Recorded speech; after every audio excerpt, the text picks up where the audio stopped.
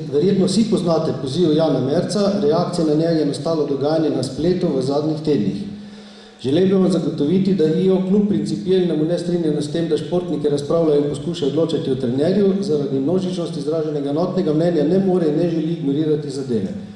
Ker pa to ni predmet današnjega zasedanja, vam lahko v svojem imenu zagotovim, da boste z odločitvijo IO-ja seznanjeni drugi teden, torej pred koncem leta. Igor, imam tudi dokaze, lahko ti predložim, pa komerkoli drugi. Goljufija, prevara, kraja, vse te stvari. To je oškodovana zveza in zato je odgovoren predsednik. Kakor veš, novi zakon društva predvideva tudi materialno odgovornost zakonitih zastopnikov. Igor, prosim te, razmisli resno, vem, kaj govorim, to torej ni grožnja, to je prošnja, imam cel seznam členov našteti, ko bo razprava tekla o tvoji razrešitvi, če ne boš vstopil, če ne želiš vstopiti, jih bom kasneje naštel. Očitno je klima taka, ne vem, veseljaška in tako, kar je prav, naš se zamerim, bom sprejel kakšnokoli bo, ukrep bi ste vedel, kakšni bojo, večina vedno odloča. To da pozor, večina odloča samo, če se ravna po dejstvih in po pravilnem postopku. Igor, nedovoljstvi, da boš tudi ti zdaj zaveden in ne zavaja tudi ti zdaj delegatov. Če je on našel čas, da se z zastaranjem izognil odgovornosti, ti se ne boš mogel zavedati. Odgovornost predsednika Karate zveze ste zdelite. V dveh točkah. Prva točka v zvezi s sodbo. Odgovornost po funkciji 29. člen statuta KZS 4. alineja, v kateri stoji: predsednik odgovarja za javnost in zakonitost poslovanja zveze. Druge kršitve statuta KZS, 3. člen, 2. odstavek. Sodelovanje na volilni listi politične stranke. Na tem ustavku stoji, da je zveza nestrankarska organizacija in ni dopustno politično angažiranje. 31. člen, konflikt interesov.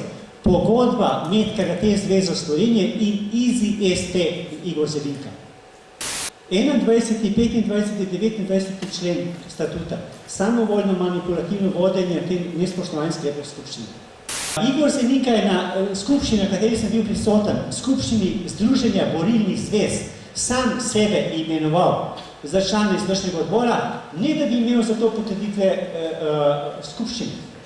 Skupščina odloča o vseh vključevanjih v druge zveze, kakorkoli. Torej, Igor Zelinka sistematično izigrava določbe statuta v veliko večjem obsegu, kot je nam bilo očitano takrat. Takrat je bila ena alineja 9. člena grobo kršenje statuta, v resnici pa tekle za celo vrsto kršitev, ki jih imam tukaj nalizane za pol ure. Jaz bi zadevo zelo poenostavil. Kot je povedal Jan pred mano, zastonj sedimo tukaj cel večer, pa ne bomo prišli do konca, če bo vedno znova Macura prihajal gor z nekimi grožnjami, pravnimi in tako naprej. Jaz pravzaprav ne vem, Macura, kaj pravzaprav ti želiš? Jaz bom zelo kratek, ker sem držal točke dnevnega reda in o drugih stvarih ne bom govoril. Torej, prvo, ker je na zadnji skupščini ni bilo nobenega sklepa, da se izvršni odbor pooblasti, da se pogaja s predstavniki izključenih klubov. Prosim lepo, vsak sklep mora dati biti, o tem se je govorilo v razpravi in prosim brez upadanja, o tem se je govorilo v razpravi in se ni dal nikoli na glasovanje, izvršni odbor je upošteval voljo skupščine, kljub temu, da je bila izražena v razpravi, sklep ni bil sprejet in o njem ni bilo glasovano. In druga stvar, to, da mi gospod Macura očita, da jaz kot pogajalec nisem rešil situacije leta 2000, v kateri bil on eden od strank v sporu, je, mislim, ne najdem izraza. Spor mora rešiti tisti, ki so v sporu, pogajalec lahko pomaga, ne pa da je pogajalec kriv, ker se dva nista zmenila. Prosim lepo. Spoštovani delegati, jaz sem bil takrat na tisti skupščini, predsednik skupščine. Skupščina je glasovala o sklepu, da pooblasti izvršni odbor, da se začne pogovarjati s temi kljubi. Prav tako sem danes včeraj dobil zapisnik izvršnega odbora, v katerem ste imenovali nekega člana za pogajanje za temi klubi. Kaj pa je danes to, da ste rekli, da nismo takrat glasovali? Takrat smo glasovali. Klipa na gospoda Igora, vprašajte, vsaka čast Igora. Poslušajte, gospodje, Prosim na kratko. zelo na kratko, zdaj bi že mogel iti, tako kratko. Ok, časi so zabave, ok. Poslušajte, gospodje, pa kaj vi veste, da se je naredila največja škoda slovenskim tekmovalcem? Zelo sem presenečen nad nivojem razprave, ki se tu vodi. Toliko sprenevedanja še nisem slišal v življenju v takem kratkem času. In toliko gromovništva in osebnih napadov na gospoda Maco. Z gospodom Maco se nikoli nismo dobro razumeli.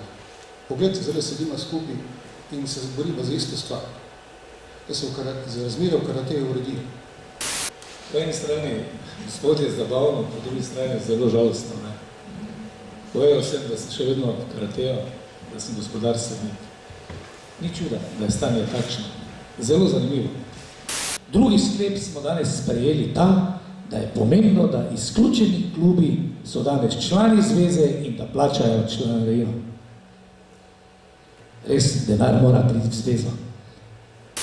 Dragi moji, vse ste naredili v klubih, vse ste naredili posamezni, reprezentantski trenerji niso naredili ničesar, pa vodstvo zveze ni naredilo ničesar. Prav reprezentanca bi morala imeti piko na i, bi morala biti ogledalo Karate zveze Slovenije. Jaz sem to dokazal leta, ko smo šli na svetovno prvenstvo. Prosil, če je Zlatko še tukaj, je tukaj. Zlatko je danes tukaj kot kapetan reprezentance, pa neče on nekaj pove. Hvala.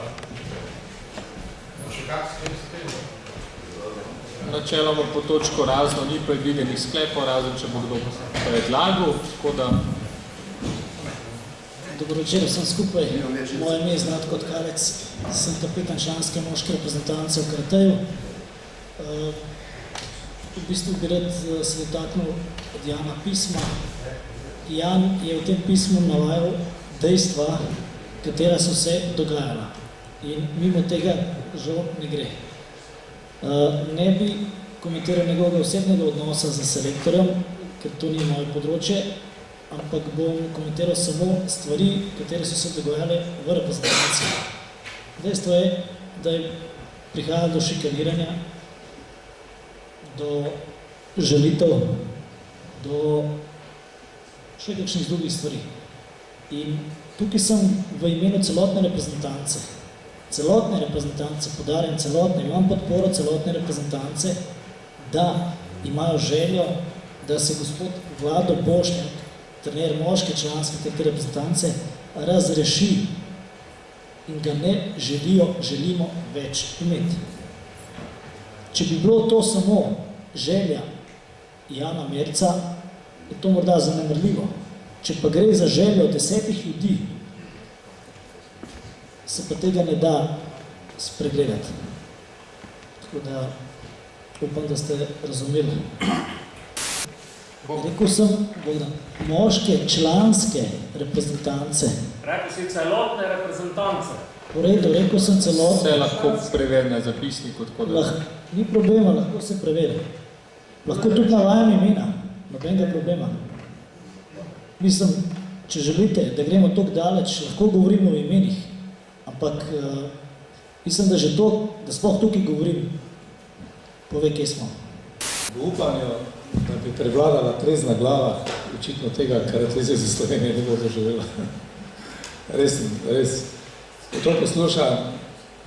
Veste kaj, vsi mi, ki smo danes tukaj, razen najmanj mene, verjamite mi. Jaz sem v svojem življenju uspel. Imamo svoje interese. Ampak interesi naj ne presegajo meji. Interesi naj nas združujejo v skupni cilj. Jelenčič je dobro rekel, cigan je cigan, zelo grda beseda. Zelo grda beseda. Skoraj sem hotel nadaljevati, ampak veste, kaj spoznavam? Naj se to kar zapiše. Žalostno je človek, ni več človek. Pes je pa ostal pes. Jan, kakorkoli je, vsaka čas, da se eno dečko takih našel. Jaz sem zadovoljen. Samo je. Pa mislim, da je pravi. Naprej.